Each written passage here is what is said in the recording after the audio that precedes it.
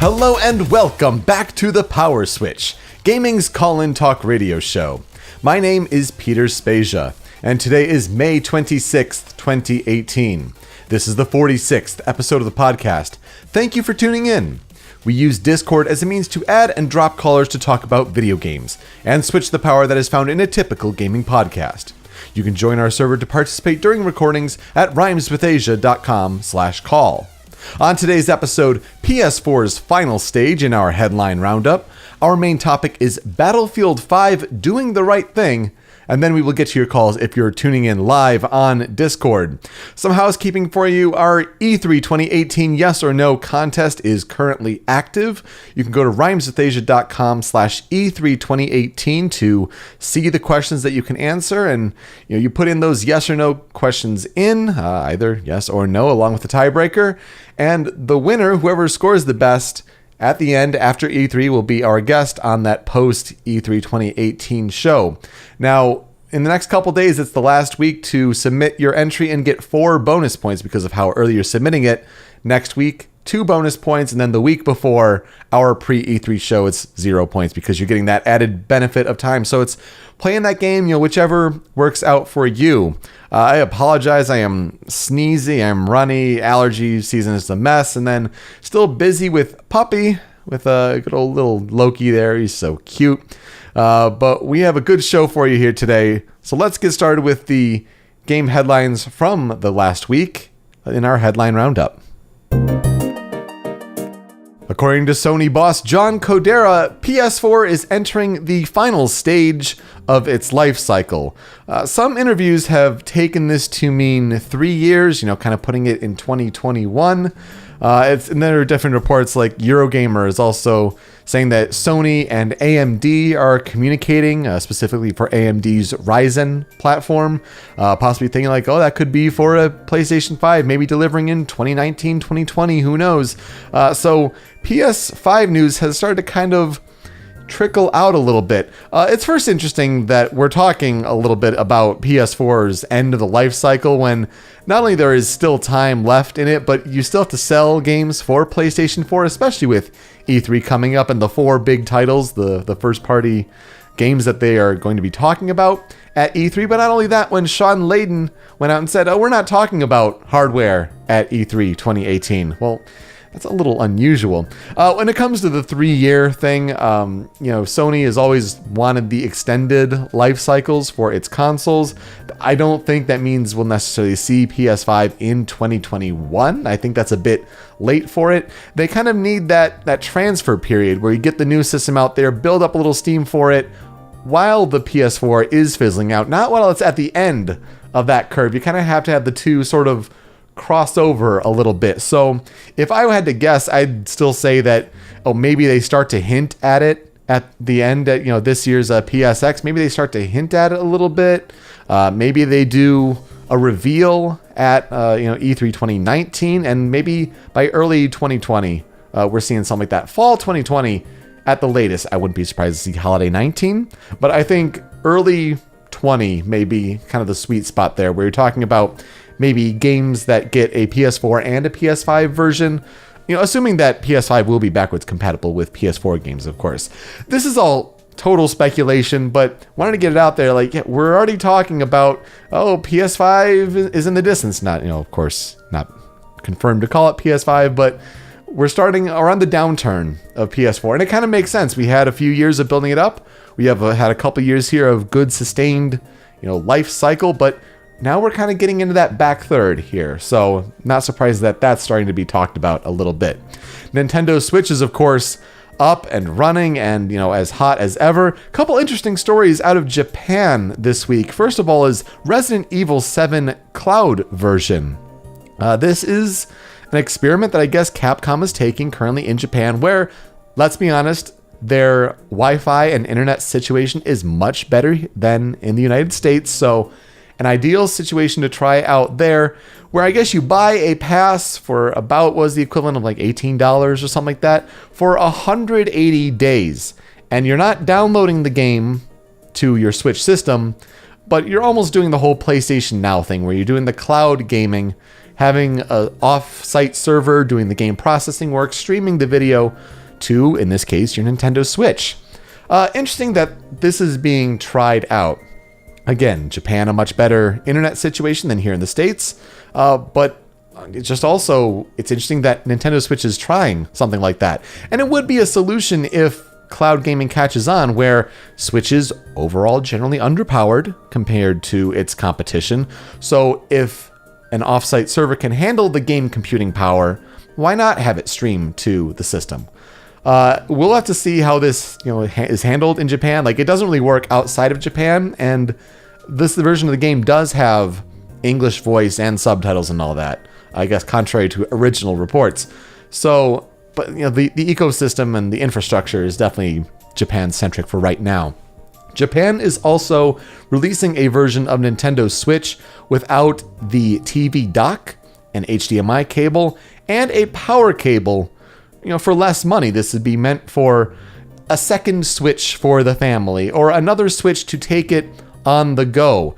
And this makes sense in a sense that Nintendo wants Switch to move from a one per household thing to a multiple device per household. Almost like what 3DS is, where you're buying multiple 3DSs for different members of the family, so it's their own personal unit. But granted, that would mean they're starting to move the message away from this is a console that you can take on the go to this is a personal handheld device that can be docked as a console. So I think as we see integrated, Japan, again, more of a mobile, transportation is a big thing over there. You need something to play while you're sitting on trains and things like that. So again, that makes more sense for the market. But I think we'll start to see this sort of messaging shift when Nintendo wants to sell more Switches as a more personal, portable unit, as opposed to, a console here from the family. And when you start talking about 8 family members, or up to 8 on a Nintendo Switch Online family plan, you're kind of starting to see things heading in that direction. Yakuza 3, 4, and 5 are getting PS4 ports in Japan. It continues the massive resurgence of the Yakuza franchise. We saw Kiwami and Kiwami 2, and that was, because of, I guess, the success over in the States, but the real success is over in Japan. Now, these will be separate releases. They will be releasing throughout, the different months here. Yakuza 3 is apparently 90% complete over there. Will be coming out in Japan on August 9th. Yakuza 4, planned for fall 2018. And then 5 in spring 2019. These are aiming for 1080p, 60 frames per second gameplay. And again, no confirmation if they're coming stateside, but if Sega's going full speed here on bringing Yakuza full circle, would not surprise us if, a delayed release over here in North America would happen. That would make a whole lot of sense, but that's really good to see for that franchise. Alola forms are coming to Pokemon GO. In a way, it's surprising that this is happening even before the Sinnoh Pokemon from Generation 4 are coming out. If I had to guess, that would probably happen fall to winter of this year. I mean, give Hoenn a little more time here. But yeah, Alola forms coming out as a more of a summer event. So we'll be seeing some of those different tropical versions of Kanto Pokemon hitting Pokemon GO. Why? I don't think it's necessary. Maybe it's just for the more of the collection aspect, but I guess it's a good thing to see. But we'll have to see if that comes to bear, especially if Pokemon GO is tied into a version with Switch. They might need that support for if you can somehow transfer Pokemon between, if there's some sort of functionality between the two, if that comes to bear. Just something to keep an eye on. But Pokemon GO did announce Alola forms will be coming. Let's talk a rumor for Super Smash Brothers. Always interesting to see what's kind of happening and percolating in that circle.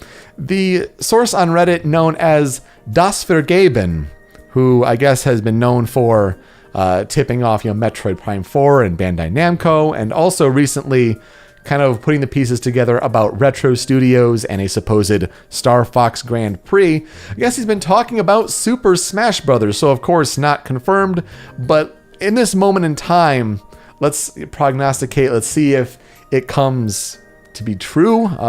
He says on Reddit, quote, "I know for sure, and from one of my most credible and proven sources, parentheses, the one who told me about Metroid Prime 4 being developed by Bandai Namco before anyone else said or knew anything about that, is that Ridley is a newcomer. The game is in fact a sequel, but there will be assets being reused to some extent. From a different source that I have also known to get things right in the short time that I have known them, there will be the return of Ice Climbers and a new Konami rep, Simon Belmont. They say that they know that Ridley will be revealed at E3. I was even told by them that everyone is coming back from Super Smash Bros. On Wii U and 3DS. That includes all the guests, but it otherwise will be a new game, which I found interesting. There will in fact be no cuts." All right, so just of that, Ridley at E3, Ice Climbers. Ice Climbers feels like a given at this point, right? Like, it makes sense. All the work was done. They were scrapped because of the 3DS limitations. And Simon Belmont's an interesting one if that ends up being true. First of all, that Konami would again be pairing with Nintendo in this case. That Konami would even be active in this space. I think, one, that's a little questionable. But hey, if they had another rep to represent and, from a Nintendo game, I mean, Simon Belmont would be a good pull. Though it would be an interesting kind of poke in the eye a little bit, especially with Bloodstained going on right now. I'm Bloodstained, Curse of the Moon, having some good success right now. People talking up that game, the kind of 8-bit Castlevania 3-like kind of game. This is even before Bloodstained Ritual of the Night. That's really interesting. If Simon Belmont is eventually announced for Super Smash Bros. For Switch, that'd be very interesting. Again, no real truth in it, but a source that has gotten some things seemingly right lately. We'll have to see how that all plays out. And then some sad news. John Bain, also known as TotalBiscuit and the Cynical Brit, has passed away at the age of 33 after his 4-year battle, public battle, really, with cancer. Really sad to see. Of course, several episodes ago, we were talking about his retirement as a game critic, and he was writing up kind of as this is the last kind of messaging I'll be able to give to you because I'm winding down, and facing his own mortality head on. That was very sobering at the time, but for him to be gone so soon, that is really rough. I mean, you can have the opinions that you do about him. He seemed to be overall a overall positive force for good for putting consumers first in the game industry, and I think he can certainly be remembered for that. But regardless of the politics, regardless of his thoughts on games, I mean, no one should be taken by cancer that early. So that's really sad to hear, and we wish the best for him and his family, and that's really tough.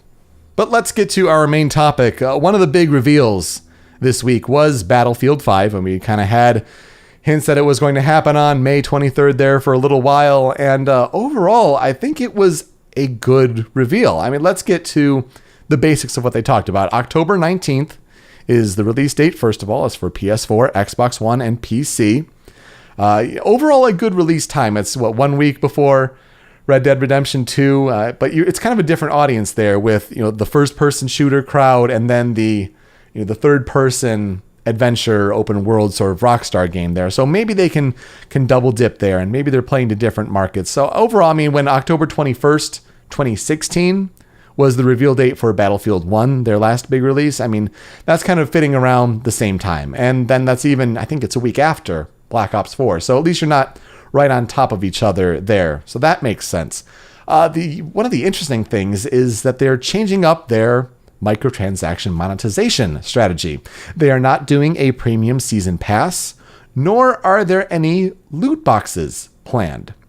Of course, EA has to monetize in some fashion. They will have an in-game currency, as well as, can use real money to buy that in-game currency for cosmetic microtransactions. And hey, look, if microtransactions are going to be in the game, give the players a store that they know exactly what they're buying, and give the player that option. Whether they can earn the money in-game, or if they want that quick hit, I want that cosmetic thing now. I mean, of course, don't have it, affect the balance of the game. But cosmetics, sure. But good on EA as the messaging currently stands. Let's note that right now, that who knows if it may change. But good on EA for recognizing what happened with Battlefront 2. They could have easily said, Battlefield 5, we don't care. We want to make that money and just drop loot boxes on consumers again. But for right now, I think this is the right way of going about their microtransaction strategy. Also interesting that there will be no Battle Royale mode. And I think they didn't talk about this too much, but if I had to kind of guess, I think if they're putting in a lot of time, especially on a single player campaign or, different little mini stories, which, Call of Duty Black Ops 4, their competition won't have. If they're putting in the focus on that to deliver the best product they can there, maybe they see that the Battle Royale bubble could be on the verge of bursting. And if they don't want to get themselves caught up in that, if they don't have the development time to put into that, then don't put in a haphazard, half-assed job, really. If you want to have a Battle Royale mode, you want it to be the best you can to rise as the cream of the crop in this sort of many Battle Royale game environment right now. So, focus on the things that they know they're good at. And so this is war stories, where they're kind of bringing that back from Battlefield 1. Little, mini stories that don't have an overall overarching campaign tale or narrative. They talked about that one of these will be kind of in Norway. And, it's set in World War II. I think that's important to talk about. Battlefield, even going back to 1942 and all that. That's kind of their thing originally with Battlefield. But they're saying we're going to kind of tell the stories that haven't been told. Now, whether this is rooted in reality or not, I'm not sure. But it seems like, we're not going to do the whole, storming the beach at Normandy. Like, everyone's done that before. But if they want to go to different, parts of the war front, I mean, Norway would certainly be one of them. If you want to tell different stories, by all means, absolutely. They also talked about Combined Arms, which will be their co-op mode for different tasks there. They'll also have their multiplayer classic suite and their Tides of War mode. So, again, Battlefield 5, focus on what they know they're good at. If they don't want to jump in the Battle Royale, sort of pond, that's fine. Certainly surprised by that. But, I think that's overall taking the right approach here. But if you watched the trailer for Battlefield 5, you noticed that one of the main characters shown was a woman in battle, particularly a woman with a prosthetic hand. And if you are someone who I think is balanced and, kind of a person of the world who's not isolated and angry at things, let's put it that way, I think it's great. It's cool to see that, sort of character being introduced in this Battlefield world. However, there is the vocal minority who does not think that to be the case. The furor from some about women in Battlefield 5 and their misinformed facts of, they weren't on the battlefield in World War II. I need realism in my Battlefield, which of course means that people riding a horse and shooting flamethrowers is perfectly real. Or, dying and spawning within seconds is perfectly real. Look, the whole idea, when you start throwing around the term SJW as a pejorative, you really start to lose any sense of logic and reason within your argument. So, as much as I'd like to say that these just should be flat out ignored and, not considered, they unfortunately get a little too vocal sometimes for it to be ignored. So I should say, they should be denounced. It's a factually wrong point of view to have. It should be totally disregarded. But when the general manager of EA DICE has to make a Twitter statement about this, again, I think it shows they're right on with their messaging. So this is Oscar Gabrielson, who is, again, the GM at EA DICE. In a Twitter thread, he said, quote, "It's been 2 days since the reveal of Battlefield 5, so I wanted to share some thoughts on the reactions so far. It sure seems we created a lot of excitement, and also some questions on a lot of different topics. First, let me be clear about one thing. Player choice and female playable characters are here to stay. We want Battlefield 5 to represent all those who were a part of the greatest drama in human history, and give players choice to choose and customize the characters they play with. Our commitment as a studio is to do everything we can to create games that are inclusive and diverse. We always set out to push boundaries and deliver unexpected experiences. But above all, our games must be fun. The Battlefield sandbox has always been about playing the way you want, like attempting to fit 3 players on a galloping horse with flamethrowers. With BF5, you can get the chance to play as who you want. This is hashtag everyone's Battlefield. I'm really looking forward to EA Play, where we will dig deeper into the core MP experience and provide you all with some hands-on gameplay. Meanwhile, thanks for all the support. So, yes, absolutely right on, Oscar Gabrielson. To say it's everyone's Battlefield, yes, make games more inclusive, absolutely. If these people are going to boycott your game, especially when a woman is on the cover of the standard edition, then you don't need those players anyway.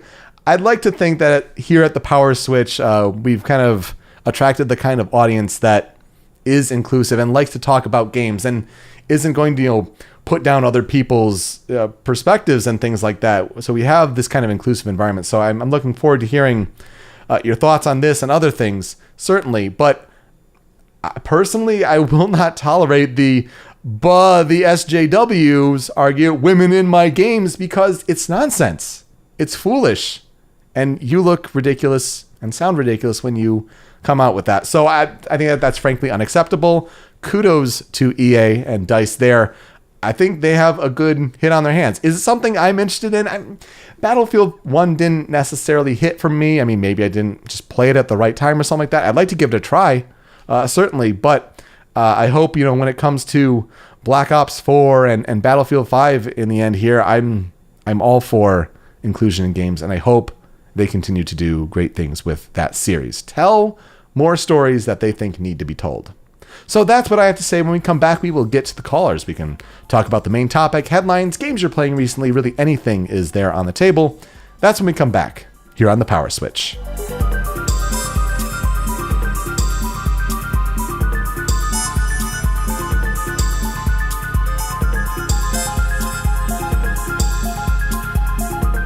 Welcome back to the Power Switch. I forgot to mention there when it was all the talk about Battlefield 5, I really like the cover art that they have. I mean, the standard edition and the deluxe edition, or the the improved edition they have there with more content and all. It's the female and male variants, but the overall color of just like the blue there with the kind of orange figure is really striking. Good use of complement of colors there. I'm really digging that sort of art style they have just on the cover. I thought that was really neat, worth mentioning. But anyway, we've got callers here. Let's see what you guys have to say. Joining us from New Jersey, Matt, welcome back to the Power Switch. How are you? Hello, I'm doing pretty good, all things considered. Yeah, it's just a stuffy time of the year. So what would you like to talk about today? So, Yakuza, huh? Yeah, that's some big news there. As far as I know, you went through and played all of them leading up to 6, so I'm sure you have thoughts on 3, 4, and 5 in particular. Yes, so Yakuza was my cross to bear for a year, so to speak. I started the franchise playing Yakuza 0 as my first Yakuza game. Almost exactly a year ago it was. And I loved it. It was absolutely incredible. And then the remake of Yakuza 1, Yakuza Kiwami, came shortly afterwards. And then I managed to play Yakuza 2 on the PlayStation 2. And bought a PS3 just to play Yakuza 3, 4, and 5.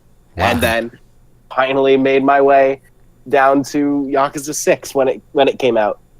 That's got to be fascinating to not only that, but I'm sure the jump from Kiwami and the updated game and graphics and all for PS4, but then to go back to PS2, that must have been quite a jump. It's tough. Which gives me some complicated feelings on the upcoming remake of Yakuza 2, Kiwami 2.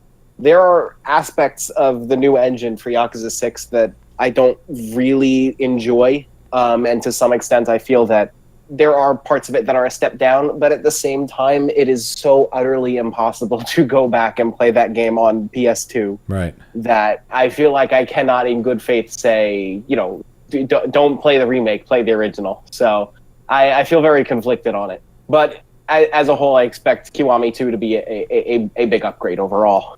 Once it made the jump to PS3, they ended up using that engine for a very long time. Yakuza 0 still runs on that engine, albeit very heavily modified. Okay, interesting. Did not know that.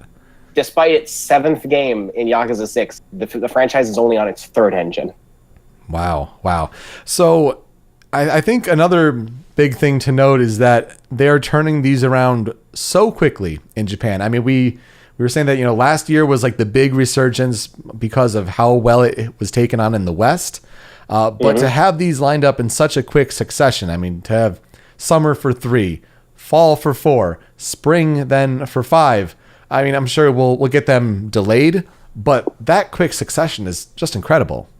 I think that they are doing their best to get the entire franchise on one system for everyone to play before the next game, which so far just has a working title of Shin Yakuza, being New Yakuza. I think they want to have a place for all the new fans to play this franchise before the new one hits. And I think it's really exciting because it's very difficult to hunt down some copies of these older games. I think it's a given that we will eventually get these in the West, not only because I think they only exist because of the West, but also because I follow some of the members of the localization team for the games on Twitter, and the way that they talked about them made it seem like they've been working on them a little bit. That is promising, and yeah. That's a big deal, not only because of how incredibly difficult they are to get your hands on nowadays, but also because a different team took over for Yakuza 5 onward. So the localizations for 3 and 4 are not really good. There are a lot of things that got changed in the localizations that are kind of inconsistent with each other. And once Yakuza 5 came around, they started to enforce like more faithful consistency with the original versions. Like a lot of the names that they changed were changed back to the original versions and everything. Oh, interesting. And so I expect that they're going to relocalize these games to be a higher quality localization, as well as restoring a lot of cut content that never made it to the West in Yakuza 3. Well, anything to make a better overall experience, for sure. Yes, and Yakuza 3 especially needs it, I think. I really enjoy that game's story, and I think that the game is very worth playing, but it runs very poorly. It was them experimenting with a new engine, and they didn't have a lot of time to really work on it and give it the time that it deserved. So it stutters a lot. It feels like it's going to crash all the time. I never experienced a crash when I was playing, but it sure felt like we got close plenty often. And 3 and 4, I think, get overlooked a lot, and I hope that a lot of people finally get the chance to play them. Of the games that are getting re-released, 5 would be the overall best game. 3 and 4 kind of compete for the better story. 5 definitely has the weakest story of those 3, but 3 and 4 have good and bad in different ways. So it's tough for me to choose between them, but I like all 3 of them very much, and it's really cool to see them. Yeah, just to see them getting the attention that they kind of need in the West. And that's really interesting because, if you get all 3 of those, updated for PS4, running on the same system, overall the same sort of mechanics, all, 1080p, 60, that kind of performance, may kind of balance out some of the game elements there. That'd be really interesting. So for those that are listening and they're wondering, first of all, what is Yakuza? How would be the best way to get into the franchise? And also, how would you personally rank those order of games as far as your favorites go? Ooh. If someone has no idea what a Yakuza game is, that's kind of difficult to describe because there's not a lot like it out on the market. I'd say the closest game that there's ever been is Shenmue. Okay, yeah. It's a game that is just kind of about a guy's life in Japan in a way. It's got a crime drama main story, but there's also a lot of side content based on just the people that he meets around the city. this district in Tokyo, Kamurocho, and a lot of the things he just does in his daily life, which is a big appeal for the series. It's got stellar all-around gameplay, story, characters, all of it. And I'd say, without a doubt, the best place to start the franchise is with Yakuza 0. Mm-hmm. Yakuza 0 is my favorite game in the franchise, and I think it's got the best gameplay, the best story, it's got the best everything, and it is also a prequel to the entire rest of the franchise. So there's nothing that you're missing from beforehand. There are some callbacks to other games, but it's you're at the first game in the franchise from a chronological standpoint, so you have a great starting place to meet the main character Kiryu, and also the other main character of the game, who is a supporting character for the rest of the franchise, Majima. Mm-hmm. As for where to go from there, Yakuza Kiwami, the remake of Yakuza 1, is undoubtedly the next step. And then from there, where you want to go next depends on how into this franchise you are. I personally believe the best way to do it is to play all of them in numbered order. So 0, Kiwami, 2, 3, 4, 5, 6. And maybe by the time you get there, it'll be Kiwami 2 at that point. So well, Kiwami 2 comes out in just 2 months, I think. Yeah. Comes out at the end of August. So yeah. And then hopefully if you go in order like that, 3 will come out, then 4 will come out, then 5 will come out, and all the way through. Yeah. As for my favorites, I actually, when I finally finished Yakuza 6 and finished my journey through these games, I ranked them in 2 different ways. I ranked them from gameplay and story differently.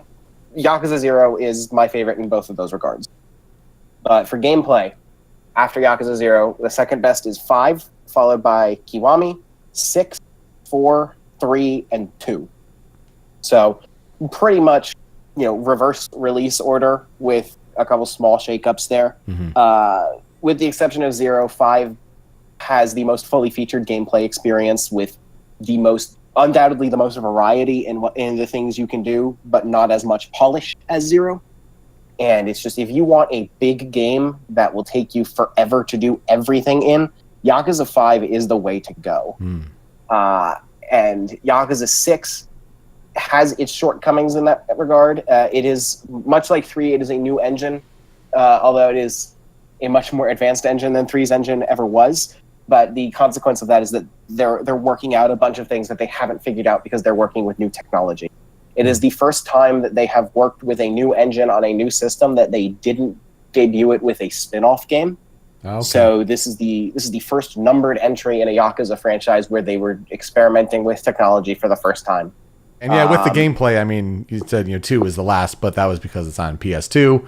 With Kiwami 2, that could certainly make a change that way. Yes. When it comes to story, again, 0 is at the top for me. And then the runner-up there is actually Yakuza 2. Yakuza 2 had an incredible story for me. It follows up on the first game in probably the most cohesive way that this franchise does any follow-ups. And after Yakuza 2, the lead writer left the series and was replaced with a new guy. And I believe his name is Masayoshi Yokoyama. He is a fantastic character writer, but he cannot do stories quite the same way as the original guy did. With the exception being Yakuza 0, where he had a co-writer. So for story, 0, 2, and Kiwami, in that order, are my favorites. Followed by 3, 4, 5, and 6. I felt like the stories started to go more and more off the rails as it went. And again, it's what I said about his character writing versus story writing. That gets distilled down more and more with each game, where the characters get better and the main plot gets worse. To the point where we're at Yakuza 6 now, where I think the main plot was a mess, but it has some of the best character writing in the entire franchise, and the new characters are all incredible. The old characters, the way that they've developed and grown over the series looks so great, but there's an underlying conspiracy through that game's main plot that has the dumbest resolution I've ever seen, and not a good type of dumb. All 7 mainline games that I've played are absolutely worth playing. They are absolutely great games. But as for how hard I got hooked on Zero and how hard I went into the entire franchise, all of my opinions feel so much stronger for me, and just some of them are going to be better than others. Mm-hmm. Yeah, and it's going to continue with those PS4 remakes for sure.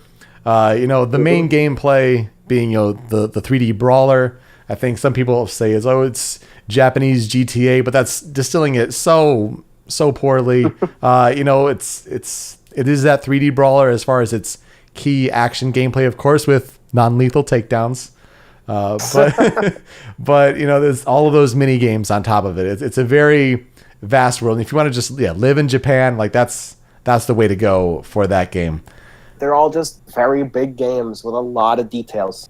There's so much to find in the games, and in that way, they are similar to GTA, where it's just the detail in the world and all the things that there are for you to discover. It feels endless, and excellent. So it's a game that doesn't play like GTA whatsoever, but it does feel like it has the same scope.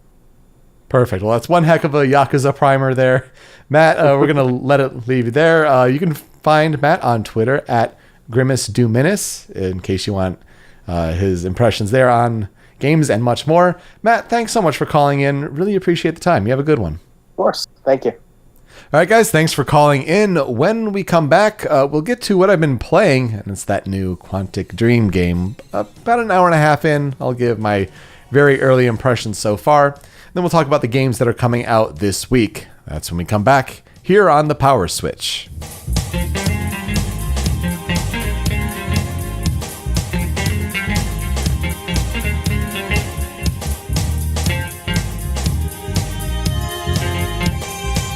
Welcome back to the PowerSwitch. This week's tempo control music is brought to you by Castlevania Symphony of the Night. You can find a new video game music top 10 list from a specific game soundtrack every Tuesday over at youtube.com/rhymeswithasia. Let's talk about what I've been playing, and it's that Detroit Become Human game on PS4. This is the David Cage game from Quantic Dream. It's been kind of talked up a little bit for a while. Of course, you have Heavy Rain and Beyond Two Souls, the last two games from David Cage there. Reviews came out a day before, and they're definitely mixed. It's pretty polarizing. And I think at the end of the day, David Cage games it's really a matter of taste. It's a matter of what you are, I shouldn't say willing to put up with, but what you determine is a game that you like to play. So, for example, these are, at the end of the day, they're adventure games where you're doing a lot of walking and interacting with objects, granted interacting in weird ways, either with the right analog stick or the touchpad. But you're making then, big decisions, whether it's dialogue or what you decide to do and what order you decide to do them. And the big hook with this game is they have the big flow chart of decisions. So you're making your decisions throughout the 10-ish hour experience, and people are saying that you are getting wildly different endings, which is really interesting to hear, because you sometimes think about the diamond structure, where you start narrow, you widen out with your choices, but then you kind of come back at the end of the day to a kind of solid ending, or maybe a couple slight variations. But people are talking who have beaten the game, and they're saying that they are wildly different. Characters can die early, and the game still moves on. There's no real fail state with the game. If I had to say kind of where I am, I'm kind of back to Connor after, the first mission opens with, Connor on the rooftop saving the hostage, that demo that was not only out on the PS4 sort of store with, before the game came out, and you got to try the demo. Not only that, but you saw the demo at, was the PSX or one of those shows there. That's the first one of the game. Like, that just opens up straight up. But I guess I'm now back to Connor again. So that's about 4-5 missions in, maybe about an hour and a half in. So definitely have a lot more to go. My early takes on it is that there are certainly more interesting characters, and the initial impressions of those characters is stronger than either in Heavy Rain or Beyond Two Souls. Beyond Two Souls, of course, did have the benefit of, you had Ellen Page and Willem Dafoe as actors there, but the writing kind of let them down overall. And then Heavy Rain, I think, had better writing, but the acting performances, you had French people trying to play Americans, and it was always this kind of weird dynamic there with, that game kind of really trying to get off the ground with like a big murder mystery there. Yeah, they had Indigo Prophecy, Fahrenheit 451, whatever you want to call it. Not Fahrenheit 451, it was just Fahrenheit, right? That was the European title. But yeah, to make it a big game on PS3 there with Heavy Rain. Anyway, I really think that the characters are well done, at least as far as initial impressions go. Granted, it may sour over time.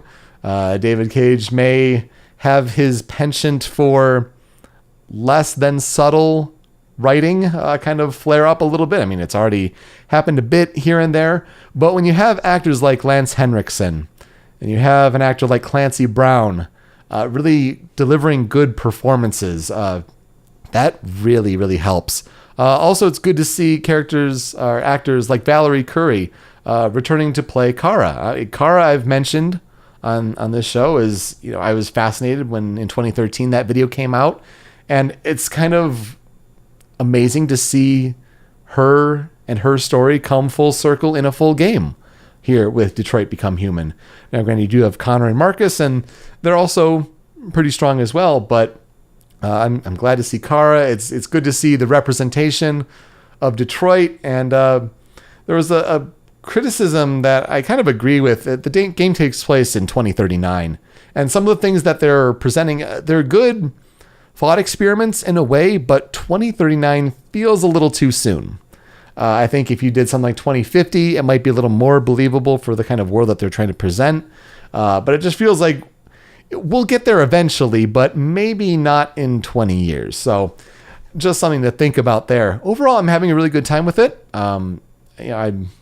It may be certainly on the top 10 list by the end of the year, but I don't know if anything's going to be God of War. That's going to be a real tough hurdle to beat. But I'll keep trying when I can, when I have time with the puppy. But I'm enjoying it so far. Let's talk about games that are coming out this week. First of all, we have Far Cry 3 Classic Edition. This is if you have the season pass for Far Cry 5. It comes out to PS4 and Xbox One. This is Far Cry 3 essentially on those platforms on May 29th. That's on a Tuesday. You have Ikaruga, the classic top-down 2D shooter where you're switching between two different colors and that color's bullets don't affect you. Bullet hell at its finest. Vertical switch screen and all. Tuesday, May 29th on Nintendo Switch. And then Street Fighter 30th Anniversary Collection. May 29th, again, that Tuesday on PS4, Xbox One, Switch, and PC. You may still be able to pre-order it in certain places like on PS4 and Xbox One and get Ultra Street Fighter 4 as a download there. So keep an eye on that if you're trying to maybe jump on that before the release date there on Tuesday. But this is essentially Street Fighter's history before 4. I think it's like 12 games, and you're really trying to go into like the history of Street Fighter. Maybe like from its roots, see how it developed, maybe learn the basics of the classic 2D fighting game with the quarter circle forwards and the Shoryuken motions and all that, everything that goes with it. So if that's something, especially on Nintendo Switch, if you want that portable, jump on that one for sure. But that'll do it for this episode of the Power Switch. We are hosted by rhymeswithasia.com, and we're on YouTube and Twitch at Rhymes with Asia. Find us on Twitter, Facebook, and Instagram at The Power Switch. I am at Pete Speakeasy. You can email us any questions, concerns, comments, or opportunities at powerswitchpod@gmail.com. You can subscribe to The Power Switch on podcast services such as Apple Podcasts, Google Play, and Stitcher. And if you could be so kind as to help and leave a review, that would really, really be a benefit to us. Most importantly, to participate in future episodes, you should join our community on Discord by visiting rhymeswithasia.com/call. Now, it's a small but growing community, so now is the perfect time to have your voice heard on this podcast. If you want a YouTube video to watch, I would recommend Mega64 put out a new video that was an animation of one of their podcast moments called Greatest Underdog Story. Now, this one means a bit to me because when my wife and I went to PAX East and they had the Mega64 panel, they said they were broadcasting it live on Twitch, but they were not able to show too much. A lot of videos that weren't suitable to go out over Twitch, and it was a great time. Great panel overall. I will remember that for a long time. But this was one of the videos that they showed at that panel. And it was this greatest underdog story moment, kind of ripping on The idea of Turbo and R.I.P.D. when they came out around the same time, and Ryan Reynolds starring in both. And the idea of Turbo being the fastest snail ever. And it's a good time. Just give that a watch. It's a fun time overall. So yeah, definitely participate in our E3 Yes or No contest. Looking forward to getting submissions for that. Again, we're running out of days here very soon. If you're tuning in live, you may be missing it if it's out on Monday. On Monday, of course, you'll have we're in the 2 bonus point time, but if you're listening now, I'll publish it on Twitter. I mean, we're only a couple days left for the 4 bonus point category. If that's up to you. If you'd rather wait for more leaks, news, and things to come up before E3 to help your overall chances at scoring the best, that's certainly up to you as well. That's all part of the bargain. So anyway, that's pretty much all we have to cover. I mean, hopefully we'll have another good week of E3 hype leading up to it, and should be a good time overall. So stay tuned to our Discord channel as everything develops, and regardless whether it's live or on your own time, I look forward to you joining us for our next episode. With that, I am Peter Spezia. Until next time, switch up, call in, game on.